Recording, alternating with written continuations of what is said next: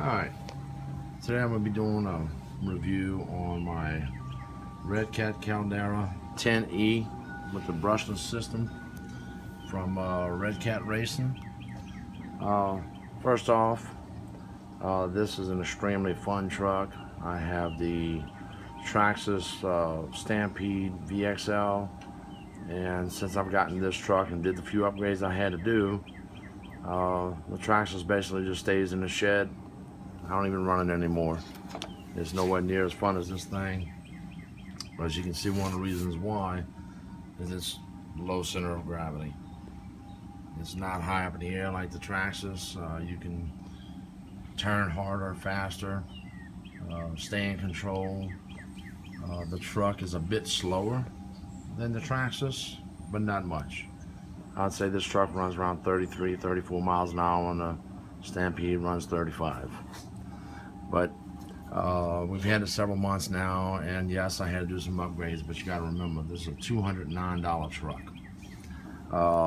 Comes with an amazing brushless motor, a 3400 kV brushless motor. I run it with a 7090C LND battery, and it is lightning quick. Some of the upgrades I had to do, and I recommend doing them, is the front steering knuckles go to aluminum, and I put all ceramic bearings inside of it. On the right side, there's the left side. That's one improvement I've done. Number two is I've had to upgrade the servo. I went to the all metal gear servo system on it, and that was a great improvement. Had to also put the lower steering control bar, as you can see right here, because the plastic one just simply has too much play in it. I've experimented with some other tires on this thing, and find these actually perform better than the rest of them. They have just the right amount of slip when you're going into a turn and coming back into the throttle. It slips just right. What I do love about this truck is it's not a wheelie king.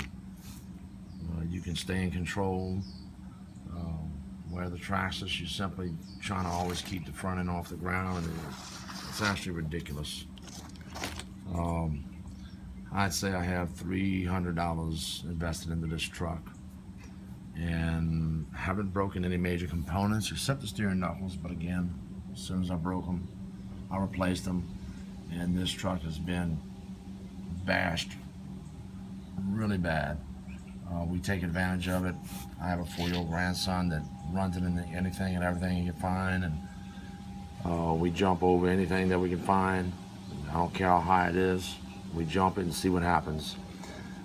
We haven't bent an axle. We haven't bent tie rod ends. We haven't bent anything. Shocks hold up incredibly well. Has a good travel, front and rear. I would say this is an incredible buy. If I were to go buy another electric truck today, I would buy this right here. I would buy it and immediately upgrade a few little things. Like I said, the steering knuckles, the servo, ESC is fine. The motor is very strong, very strong. It hasn't let me down.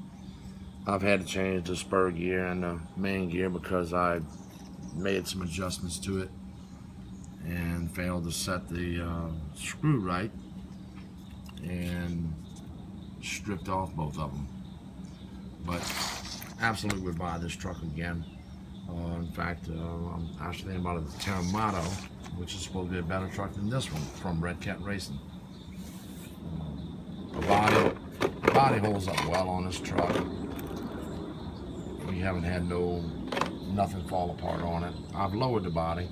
I don't like them too low, too high, so I lowered the body itself. But I wouldn't take a second guess about buying another Redcat. In fact, I bought an Avalanche, the nitro version. Loving every minute of that truck. I think Redcat has stepped it up a bit. A fine truck. Comes with an aluminum back bar right here. That's factory. That's not an upgrade. Remote works very well. Again, no problems with the truck, and we bashed the living hell out of it. So that's about it.